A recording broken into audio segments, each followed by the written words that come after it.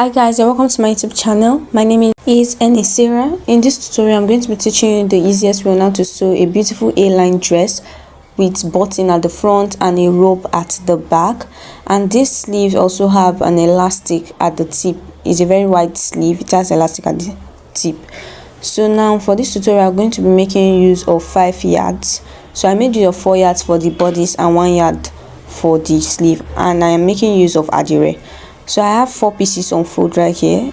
If you take note, the front part is 1 inch wider than the back because of the button allowance, and the width I made use of is 22.5. That's 22.5. That's how wide I want the lower part to be, because you want the lower part to be very full. Length of the dress, I added 1.5 inches to my exact length. Now for this upper part, we're going to be using it as my shoulder line. Shoulder measurement is 16 divided by 2 is 8. I'm going to add half inch to that, and I'm starting from the back piece, not from that 1 inch button allowance. Okay, from that point now I'm going to come down by 1 inch for my shoulder slope. Moving on to the neck width, remember we are taking our measurements from the folded part of the back piece, not from the button allowance. I'm going to make use of 3.2 inches for the neck width for the back, and then connect that 1 inch shoulder slope to the neck width first. After connecting, yours should look like this. I'm sorry if the lines are a bit faint, please don't be upset. From the top of my fabric, I'll go down by 1.5 inches for the depth, for the neck depth of the back, and I'm going to connect it to the neck width with a curve. Guys, please don't forget to like, share and subscribe to this channel for more tutorials, and hit the notification bell. Now from that 1 inch shoulder slope, I came down by 8 inches for the armhole. I used the shoulder measurement divided by 2, which is 16, gave me 8. I just used that 8 inches for the armhole. Now I divided that into 2 and I got 4. I just marked that point down. Now whatever I have on my shoulder line, I'm going to place it on that point there, and I have 8.5. I'll place it there. On the armhole line, I'll place that same 8.5 there, just to get a straight line. After connecting it, I had it looking like this. On that armhole point, I'm going to impute my bust measurement divided by 4 plus ½ inch for ease and 1 inch for sewing allowance. You can see where I placed my tip from the back point, not from the button allowance. Okay, don't add the button allowance. Now after dividing by 4, I added ½ inch for ease and then 1 inch for my sewing allowance at the side. Now once that is done, from the sharp angle there of that armhole, you go out by 1 inch to create a curve. Now you're going to connect the curve from your sewing allowance, connect it to meet that 1 inch, and then all the way to that straight line we marked as the armhole to create a beautiful curve like mine. Once to this point, I want to say a very big thank you to you. Don't forget to hit the subscribe button and like this video. Now I'll place my tape from the upper part of my fabric all the way down to my waistline, which I made use of 16. The half length is 16. That's the waistline is 16. I added ½ inch for the joining of the shoulder. That means 16.5. On that line, I'm going to input my waist measurement divided by 4 plus 1 inch for ease and 1 inch for sewing allowance. From my waistline there, I'll come down to my hip line, which is going to be 8 inches. On that hip line, I'm going to impute my hip measurement divided by 4 plus 1 inch for ease and 1 inch for sewing allowance. And remember, I am starting from the back, the folded part of the back piece, not from the button allowance of the front. Now just start connecting those lines. From my hip line, connect it to my waistline, connect the waistline to the bust point. You can also start from the bust point to the waist to the hip, anyhow you want to connect it. Just connect those 3 lines together, and this is how it looks. I'm sorry my chalk look a bit faint, don't be upset. Now I'm going to move my fabric upward so that I can start taking the measurements for the lower part. Okay, now for the lower part, I'm going to take in my width, which I made use of 22.5. And remember, we are not starting from the button allowance. We are going to connect that 22.5 inch at the hem all the way to the hip. Connect it to your hip measurement like so to form an A-line shape. Now let's start trimming it off. We'll start from the shoulder all the way to the armhole.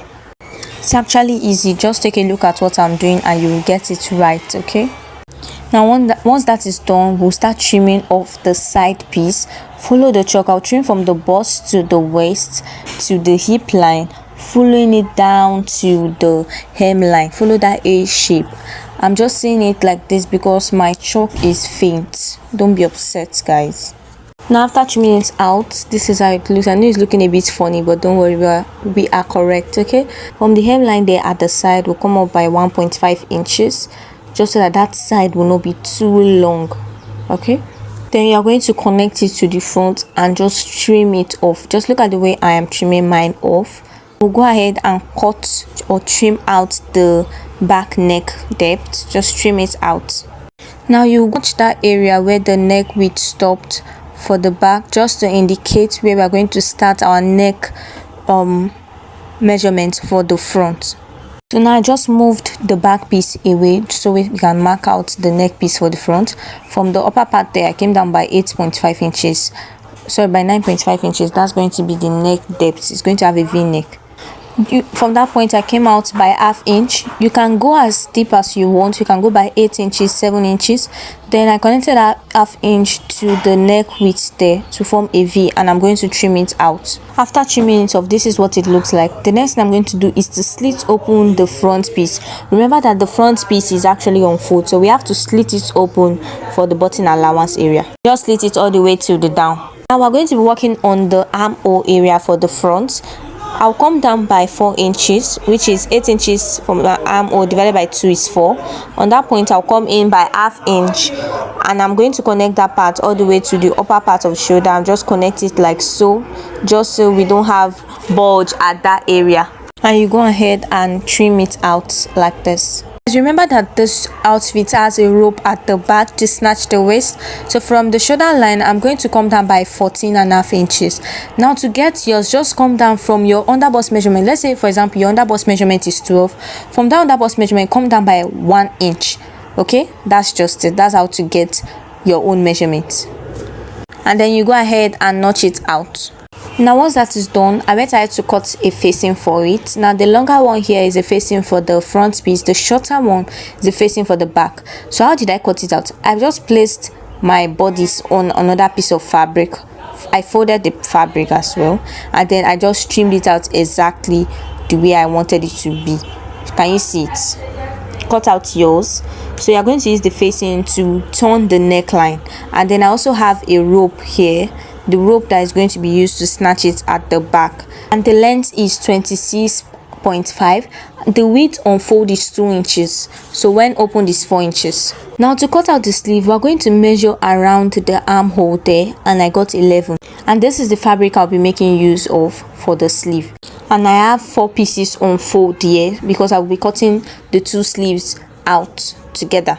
For the width, I have it on at 15 inches. You can make yours wider. For the length, I made the length of this sleeve is 23.5. I added ½ inch for joining of the sleeve to the bodice, 1 inch for elastic, and 1 inch extra for extra puff for the sleeve to bubble properly. Okay, now from the upper part of this fabric, I came down by my cap height, which is 3.5 inches.